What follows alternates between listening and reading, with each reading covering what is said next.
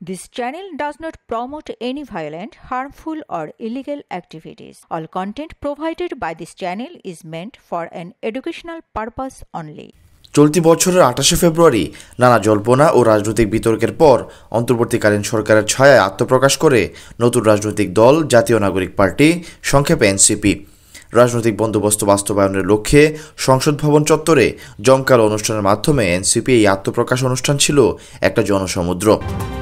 এনসিপির আত্মপ্রকাশের মধ্য দিয়ে বিলুপ্ত হয় জুলাই আন্দোলনে বৈষম্য বিরোধী ছাত্র আন্দোলন এবং আগস্ট পরবর্তীতে গঠিত রাজনৈতিক প্ল্যাটফর্ম জাতীয় নাগরিক কমিটি।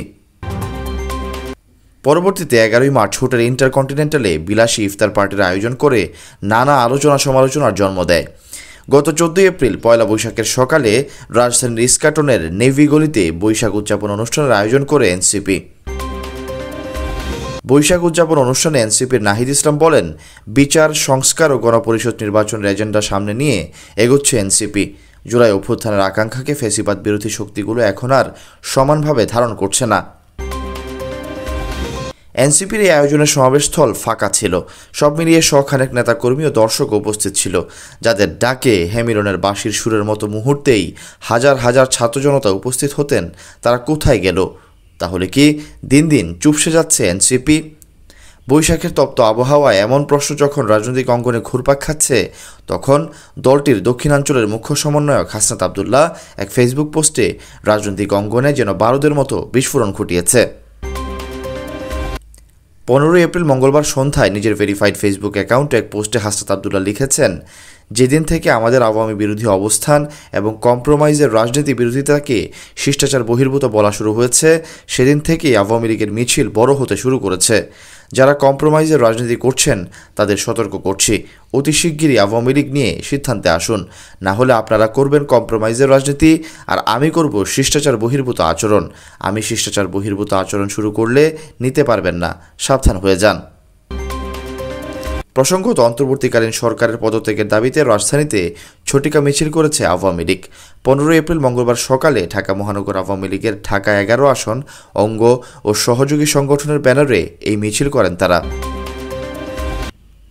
নিষিদ্ধ সংগঠন ছাত্রলীগের সাবেক সাধারণ সম্পাদক গোলাম রাব্বানী তার ফেসবুক পোস্টে মিছিলটির ভিডিও পোস্ট করে লিখেন, ঢাকা মহানগর উত্তর আওয়ামী লীগের সাংগঠনিক সম্পাদক মাঝার আনামের নেতৃত্বে স্থানীয় নেতাকর্মীদের আয়োজনে আজ বাড্ডা, ভাটারা, রামপুরা প্রধান সড়কে এই প্রতিবাদী মিছিল করা হয়। আওয়ামী লীগের এই মিছিলটির ভিডিও ভাইরাল হয়।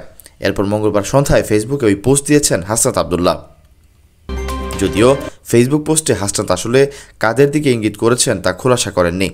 এক প্রশ্নের জবাবে তিনি বলেন, অনেকে আপোষের রাজনীতি করছেন, পরিস্থিতি অনুযায়ী প্রয়োজনে আমি তাদের নাম প্রকাশ করব। জুলাই গণ অভ্যুত্থানে মানুষের রক্তের সঙ্গে কোনো বেইমানি মেনে নেওয়া হবে না।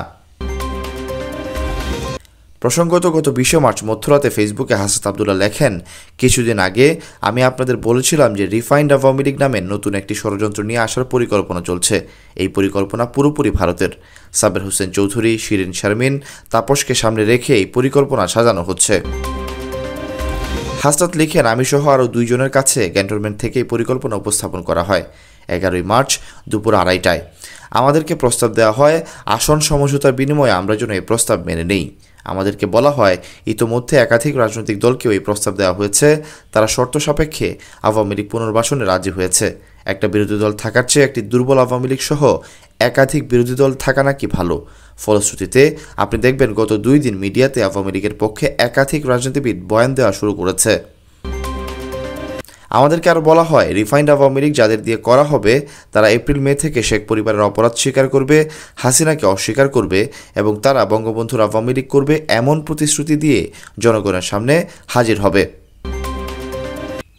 আমাদেরকে এই প্রস্তাব দেওয়া হলে আমরা তৎক্ষণাৎ এর বিরোধিতা করি এবং জানাই যে আওয়ামী লীগের পুনর্বাসনের পরিকল্পনা বাদ দিয়ে আওয়ামী লীগের বিচার নিয়ে কাজ করুন। এর উত্তরে আমাদের বলা হয় আওয়ামী লীগকে ফেরাতে কোনো ধরনের বাধা দিলে দেশে যে সংকট সৃষ্টি হবে তার দায়ভার আমাদের নিতে হবে এবং Awami League must come back. আলোচনার এক পর্যায়ে বলি, যেই দল এখনও ক্ষমা চায় নাই, অপরাধ স্বীকার করে নাই, সেই দলকে আপনারা কিভাবে ক্ষমা করে দিবেন? অপর পক্ষ থেকে রেগে গিয়ে উত্তর আসে, you people know nothing, you lack wisdom and experience, we are in this service for at least 40 years. তোমার বয়সের থেকে বেশি। তাছাড়া আওয়ামী লীগ ছাড়া ইনক্লুসিভ ইলেকশন হবে না। উত্তরে বলি, আওয়ামী লীগের সাথে কোনো ইনক্লুসিভিটি হতে পারে না। আওয়ামী লীগকে ফেরাতে হলে আমাদের লাশের উপর দিয়ে ফেরাতে হবে। আওয়ামী লীগ ফেরানোর চেষ্টা করা হলে যে সংকট তৈরি হবে তার দায়ভার আপনাদের নিতে হবে। পরে মিটিং অসমাপ্ত রেখে আমাদের চলে আসতে হয়, লিখেন হাসনাত আবদুল্লাহ। হাসনাত আবদুল্লাহর দাবির বিষয়ে সেনাবাহিনীর প্রতিক্রিয়া জানায়নি আন্তঃবাহিনী জনসংযোগ পরিদপ্তর আইএসপিআর। তবে সুইডেন ভিত্তিক নেত্র নিউজ 23 মার্চ সেনা সদরকে উদ্ধৃত করে বলা হয়েছে, হাসনাত আবদুল্লাহর পোস্ট সম্পূর্ণ রাজনৈতিক স্ট্যান্ডবাজি, বই অন্য কিছু নয়। দীর্ঘদিন নীরব থাকার পর এনসিপির দক্ষিণাঞ্চলের সমন্বয়ক হাসনাত আবদুল্লাহ আবারও নতুন করে সরব হয়েছেন। আগে আওয়ামী লীগকে পুনর্বাসনের জন্য সেনাবাহিনীর প্রধানকে ইঙ্গিত করে পোস্ট দিলেও এবার বিএনপিকে ইঙ্গিত করে হুঁশিয়ারিমূলক পোস্ট দিয়েছেন হাসনাত। আর শিষ্টাচার বহির্ভূত আচরণ তথা বেয়াদবি করা সংক্রান্ত হাসনাতের পোস্টকে কেন্দ্র করে বাংলা নববর্ষের শুরুতে দেশের রাজনীতিতে যে ঝড় উঠেছে, তাতে কোন দল লণ্ডভণ্ড হবে তা দেখতে আরও কিছুদিন অপেক্ষা করতে হবে, এমনটাই মনে করেন রাজনৈতিক বিশ্লেষকরা। Syed Sakib, BN news 24।